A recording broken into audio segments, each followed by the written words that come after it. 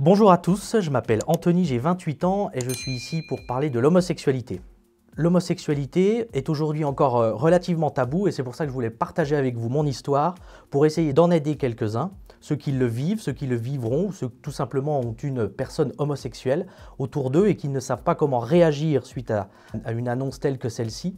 Et c'est pour ça que je suis ici pour partager mon histoire. Effectivement, à l'adolescence, comme bon nombre d'adolescents, on se pose des questions sur sa sexualité, sur la sexualité en général. Et moi, c'était vers l'âge de 14 ans où je commençais à me rendre compte que j'étais un petit peu plus attiré par les garçons que les filles, ce qui a engendré un bon nombre de questions dans ma tête pour savoir si c'était normal.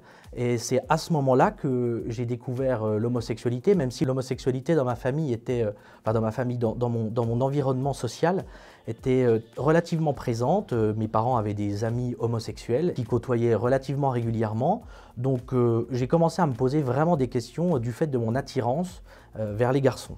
Et c'est au collège, en vérité, où tout a commencé, où on commence à découvrir un petit peu son corps, on commence à découvrir la sexualité de manière générale. C'est tout simplement en ayant une attirance particulière, un petit peu plus forte que celle des autres, envers un garçon que j'ai commencé réellement à me poser des questions. Suite à cette attirance que je pensais à l'époque anormale, j'ai tout simplement et tout bêtement aujourd'hui avec le recul regardé sur internet si l'attirance que j'avais envers ce garçon était normale.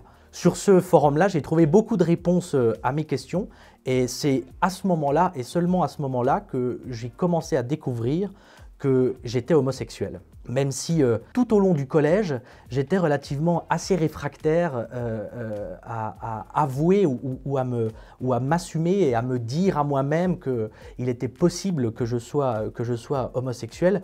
Tout simplement, je pense, et aujourd'hui avec le recul, que la pression sociale et la pression sociétale font beaucoup quand on est adolescent. Et dans ma tête, l'homosexualité était synonyme de paillettes, de sexe à foison, de personnes très efféminées, en costume le samedi soir ou des garçons avec des talons. Et c'est quelque chose qui me plaisait absolument pas à moi-même. Je voulais absolument pas ressembler à ce type de personnage que je respecte et que je respectais tout autant, mais c'était pas vraiment mon identité. Or, dans ma tête, dans la tête de l'adolescent que j'étais, l'homosexualité était vraiment synonyme efféminé. C'était des gens qui ne font pas de sport, qui sont uniquement dans l'exubérance, qui extrapolent leurs mouvements, dans l'opulence et surtout dans l'extravagance. J'avais vraiment cette idée-là et cette image-là des personnes homosexuelles. Alors j'ai grandi avec ça. J'ai grandi avec cette image-là que je me faisais des homosexuels, même si les homosexuels que j'avais autour de moi dans mon environnement social n'était absolument pas du tout comme ça, mais c'est comme ça que moi je le percevais. Et j'ai grandi avec ça en tête, enfoui dans un coin de mon cerveau, sans foncièrement me l'avouer ou je me persuadais de l'inverse. Voilà, c'est ça. C'est que je me persuadais le fait que je n'étais pas homosexuel. C'est pour ça que j'étais toujours attiré par le même sexe que le mien, mais je jouais un rôle avec des filles. J'ai eu des aventures avec des filles jusqu'au début lycée. Mais la période du collège a pour moi vraiment été difficile parce qu'il y a le regard des autres. Effectivement, on se sent différent, donc les autres ressentent aussi cette différence. Mais j'avais vraiment cette volonté de ne pas être homosexuel, alors je faisais tout pour ne pas y ressembler. Donc concrètement, comment je faisais pour essayer d'effacer cette différence que je sentais, qu'on me mettait à travers la figure eh ben, on s'habillait bêtement comme les autres garçons. Alors, je ne m'habillais pas en fille, foncièrement, mais je m'essayais à des jeux relativement virils pour être le vrai mec de la classe et ressembler à tous les sportifs de la classe ou des vrais mecs. Voilà, j'essayais vraiment de jouer ce rôle-là, dans un rôle qui me complaisait parce qu'il y avait une certaine sorte d'acceptation de l'autre. Donc j'étais voilà, vraiment je voulais vraiment qu'on pense que j'étais le vrai mec. En revanche, ça a été pour moi une période très difficile. Très difficile, pourquoi? Parce que je n'étais pas moi-même, on ne peut pas être soi-même. J'étais sans cesse dans une pièce de théâtre de vouloir montrer qu'on pouvait nous aussi être plus fort, ou on n'est pas nous-mêmes, on joue au foot. Alors je ne suis pas un passionné de foot, même si c'est pas foncièrement... Je connais des homosexuels qui aiment le foot, voilà, c'est pas un cliché. Mais en tout cas, tous les clichés liés à l'homosexualité, on essaie de les balayer. Et ça a été très difficile, ça a été une période difficile parce qu'on a des moqueries, on a aussi des insultes, hein, la tapette, le PD dans les vestiaires de sport par exemple au collège. Voilà, ça a vraiment été une période critique, mais j'ai eu cette chance avec mon caractère et ma personnalité de me forger une espèce de carapace autour de ça et ça fait mal, mais voilà, on oublie relativement rapidement. Et en grandissant, et puis en ayant sûrement la maturité qui se forge aussi, les choses évoluent, on tombe amoureux, et je me rends compte que je tombe amoureux que de garçons et pas de filles. Et on apprend à accepter son homosexualité, c'est un long chemin. On accepte la première phase d'acceptation, en tout cas pour ma part, ça s'est passé de cette façon-là. On apprend à s'accepter soi-même, c'est-à-dire qu'on accepte dans sa tête de se dire qu'on est homosexuel. Et ça, c'est très important. Ça a été cette première phase d'acceptation, le fait de se l'accepter à soi-même, de se dire oui, voilà, je suis homosexuel, je me rends compte que je suis attiré par les hommes.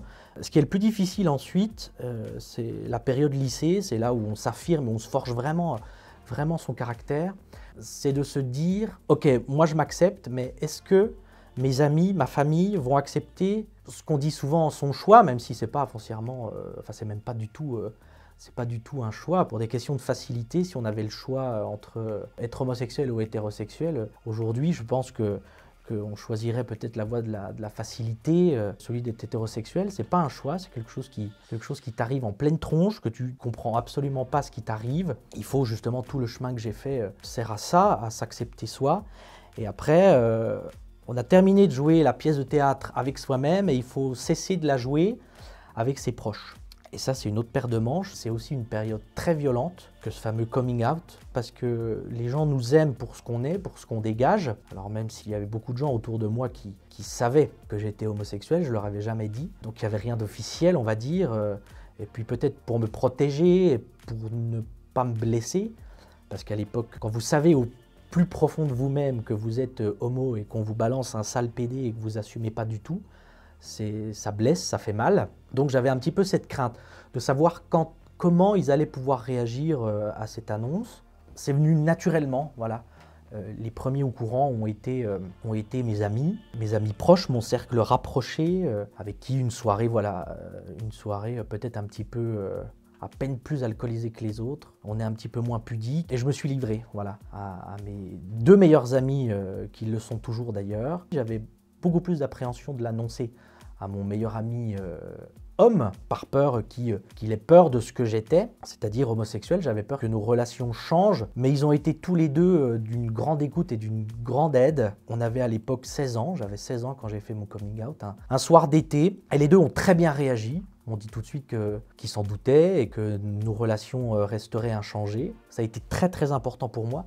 J'avais plus besoin du soutien de mes amis que je pense du soutien de ma famille, c'est ce que je pensais à l'époque. Et au fil de l'eau, au fil des mois, en voyant que les choses ne changeaient pas, ils m'appelaient toujours pour aller dîner ensemble, ils m'appelaient toujours pour faire des apéros, rien ne changeait. J'ai pu vraiment en discuter avec eux. Ça me faisait du bien parce qu'il faut s'imaginer que jusqu'à mes 16 ans, j'ai joué un rôle, celui que je n'étais pas, l'homme refoulé, qui voulait prouver aux autres et à la terre entière qu'il était hétéro. Donc ça m'a fait du bien de me livrer et d'être profondément moi-même avec mes amis et qui plus est mes amis proches. Après les amis, c'était la famille. Et la famille est pour moi un pilier essentiel aussi. J'avais aussi peur de leur réaction. La réaction dont j'avais le plus peur, évidemment, c'était celle de mes parents, qui, comme je vous le disais, avaient des amis homosexuels, etc. Mais quand ça arrive dans son propre foyer, les choses sont différentes.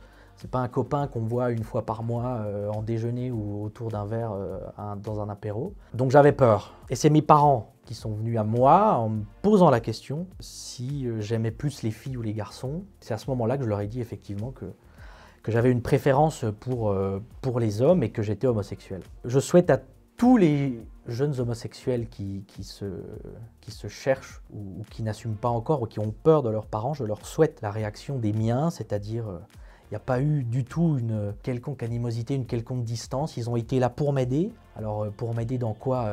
Pour m'aider dans la phase d'acceptation, au travers des autres membres de la famille, m'ont soutenu. Puis on en a beaucoup discuté, voilà, on en a beaucoup discuté avec ma sœur également, J'ai une sœur de 4 ans de moins, donc elle avait 12 ans, donc elle était encore relativement jeune pour comprendre un petit peu ce qui était en train de chambouler ma vie. Mais les choses, on va dire, se sont faites naturellement. Aujourd'hui, je ne regrette pas d'avoir fait ce coming out jeune, parce que j'ai pu être moi-même avec les gens qui me sont chers et partager, voilà, comme tout le monde, des amours, des amourettes, voilà, de partager ma vie tout simplement avec les personnes qui me sont chères.